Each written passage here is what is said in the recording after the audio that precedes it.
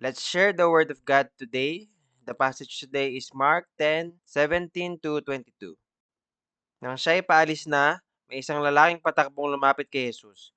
Lumuhod sa harapan niya at nagtanong, "Mabuting guro, ano po ba dapat kong gawin upang makamtan ko ang buhay na walang hanggan?" Sumagot si Jesus, "Bakit mo ako tinatawag na mabuti? Walang mabuti kundi ang Diyos lamang. Alam mo ang mga utos ng Diyos? Huwag kang papatay, huwag kang mangangalunya, huwag kang magnanakaw, huwag kang sasaksi ng walang katotohanan, huwag kang mandaraya, igalang mo ang iyong ama at ina." Sumagot ang lalaki, "Guro, mula pa po sa aking pagkabata ay tinupad ko na ang mga iyan." Magiliw siyang tiningnan ni Jesus at sinabi, "May isang bagay pa na dapat mong gawin. Ipagbili mo ang iyong mga ari-arian at ibigay mo sa mga mahihirap ang pinagbilhan, at magkakaroon ka ng kayamanan sa langit. Pagkatapos, bumalik ka at sumunod ka sa akin." Nang marinig ito ng lalaki, siya ay nanlumo at malungkot na umalis sapagkat siya ay lubhang napakayaman. Tayo ay manalangin. Panginoon aming Ama, pinanghahawakan namin ang iyong mga salita. I-bless niyo po kami na ang aming maunawaan kung ano po ang meaning ng salvation at madama po namin ang presensya niyo sa aming sharing ng inyong word. Mag-glorify po kayo sa hapong ito. Amen. Ito ay isang pinagpalang araw. Salamat sa inyong walang sawang pagsusumikap at serbisyo. Aking dinadalangin na inyong maranasan ang natatanging pagpapala ng ating Panginoong Hesus ngayong araw sa worship service natin. May isang lalaking lumapit kay Jesus. Ang sabi ni Mateo ay siya ay isang binata at siya ay nagpatira pa ng may isang seryosong tanong. "Mabuting guro, ano ang kailangan kong gawin upang makamtan ang buhay na walang hanggan?"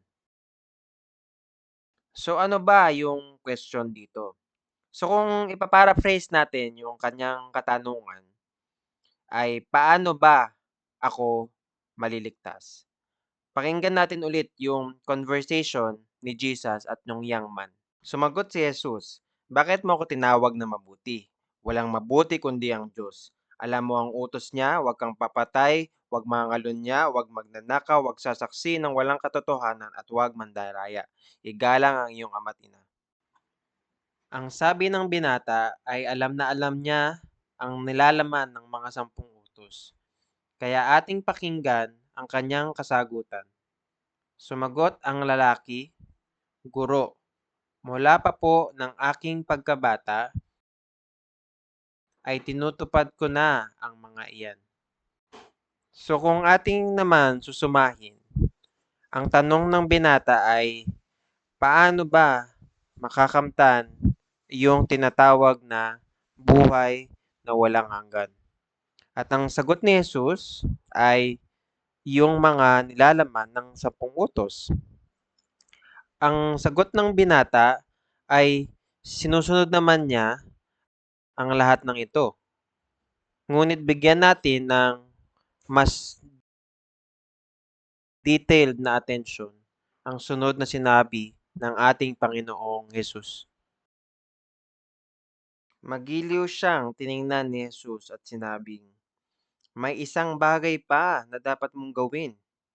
Ipagbili mo ang iyong mga ari-arian at ibigay mo sa mga mahihirap ang pinagbilhan, at magkakaroon ka ng kayamanan sa langit. Pagkatapos, bumalik ka at sumunod ka sa akin." Nang marinig ito ng lalaki, siya ay nanlumo at malungkot na umalis sapagkat siya ay napakayaman. Ang sagot ng binata ay, "Sinunod ko na ang lahat ng yan." Ngunit ang sabi ni Jesus ay, "Ipagbilig mo ang lahat. Ipagbili mo ang iyong mga ari-arian at ibigay mo sa mga mahihirap." Yung words na to na ipagbili ang lahat ay nakapagpalumo sa binata. What about you? Handa ka ba na ipagbili ang lahat? Hindi lang iilang mga bagay yung pinag-uusapan dito, kundi ang lahat. Pakinggan pa natin yung sinasabi ni Jesus. Sabi sa Mark 10:23-25, pinagmasdan ni Jesus ang mga nasa paligid niya at sinabi sa mga alagad, tunay ngang napakahirap para sa mayayaman ang makapasok sa kaharian ng Diyos. Nagtaka ang mga alagad, ngunit sabi ni Jesus, mga anak, talagang napakahirap makapasok sa kaharian ng Diyos. Mas madali pang dumaan ng kamelyo sa butas ng karayom kaysa isang mayaman na mapabilang sa kaharian niya. Ang tanong, tayo ba ay willing na ipagbili ang lahat ng ating ari-arian para sa ating kaligtasan? Kaya ba nating dumaan sa butas ng karayom? Pwede nating isipin na hindi naman ako mayaman, kaya mas nakakabuti naman ako kumpara sa iba.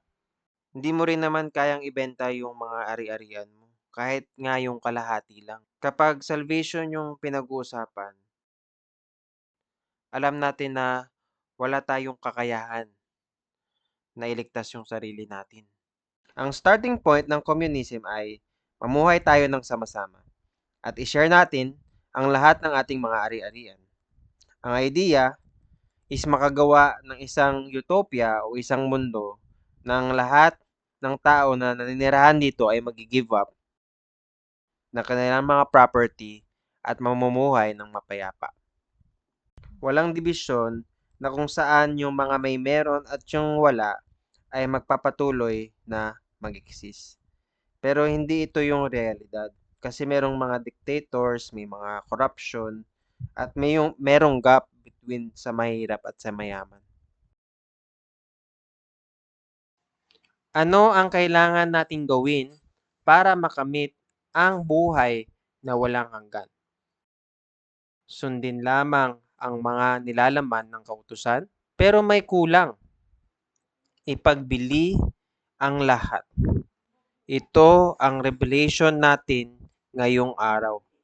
Hindi nga natin kaya na ipagbili ang lahat, kahit ang kapalit pa nito ay buhay na walang hanggan. Hindi ito about sa ibang tao, kundi para sa atin. It's about my own salvation. Pero hindi nga natin kaya ipagbili yung ari-arian natin or even yung kalahati. Kapag nga may nawala tayong mga bagay, hindi nga tayo makatulog eh. Kaya nagulat talaga yung mga disciples nung marinig nila ito. Ang sabi sa Mark 10:26, lalong nagtaka ang mga alagad niya, kaya't nagtanong sila, kung gayon, sino pa kaya ang maliligtas? Ang sagot sa unang katanungan na anong kailangan ko gawin para makamit ang buhay na walang hanggan? Ang sagot doon ay hindi natin kaya. Ngayon, oras na para sagutin natin ang pangalawang katanungan. Sino ang kayang i-earn ang salvation? Sa verse 27, tiningnan sila ni Jesus at sinabi sa kanila, hindi ito kayang gawin ng tao, ngunit hindi ito imposible sa Diyos sapagkat nothing is impossible with God. Kung sa tao pa, ito ay imposible. Ngunit hindi ito. Kung sa tao lamang, ito ay imposible. Ngunit hindi ito imposible sa Diyos sapagkat ang lahat ng bagay ay kayang gawin ng Diyos. For all things are possible with God.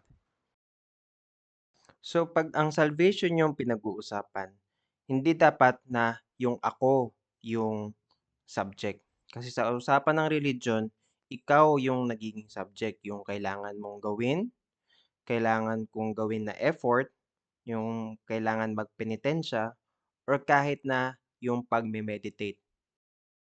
Pero ang faith ay nag-shift ng focus from me to God kasi hindi natin kaya.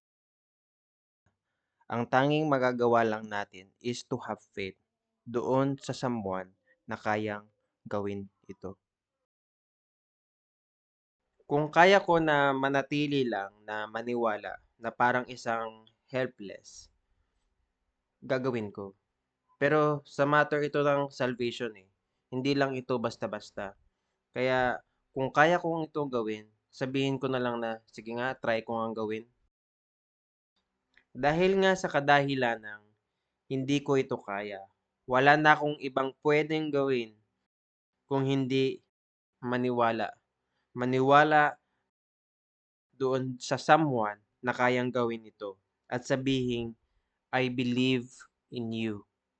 Lord, I believe in you. Ngayon, ang binatang ito ay nakaabot sa hanggang sinunod ko ang lahat pagdating sa kanyang salvation.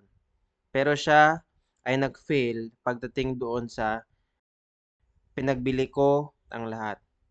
Pag binasa natin yung ating Bible, merong verse na nag-a-accomplish both doon sa sinunod ko ang lahat at ipinagbili ko ang lahat at the same time. Ayun ay ang tetelestai.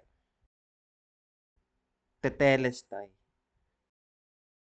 Ang ibig sabihin nito ay masunod ang lahat ng pinag-uutos, ang stature at ang contract. Kung sa commercial naman ay mabayaran ang lahat ng pagkakautang. Ayun. So yung term na tetelestai ay fino-fulfill ang buong kautusan at the same time yung term na pinagbili ko ang lahat. Nabayaran ang aking mga pagkakautang. Sinong gumawa nito?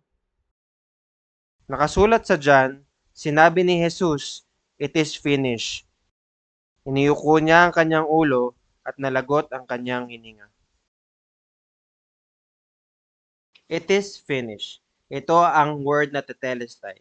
Si Jesus lang ang walang kasalanan at siya lang ang makakapag-fulfill ng requirements ng law. Binayaran niya ang penalty even sa kanyang kamatayan ng kanyang ipinagbili ang kanyang buhay. Sa krus, si Jesus ay sinunod ang lahat ng kautusan at binayaran ang penalty ng aking mga kasalanan. It's not about doon sa kaya nating gawin. Tayo ay lumapit at lumuhod sa Kanya at sabihin natin na, Lord, iligtas niyo po ako sa aking mga pagkakasala. Iligtas niyo ako, Lord. Paano tayo ngayon?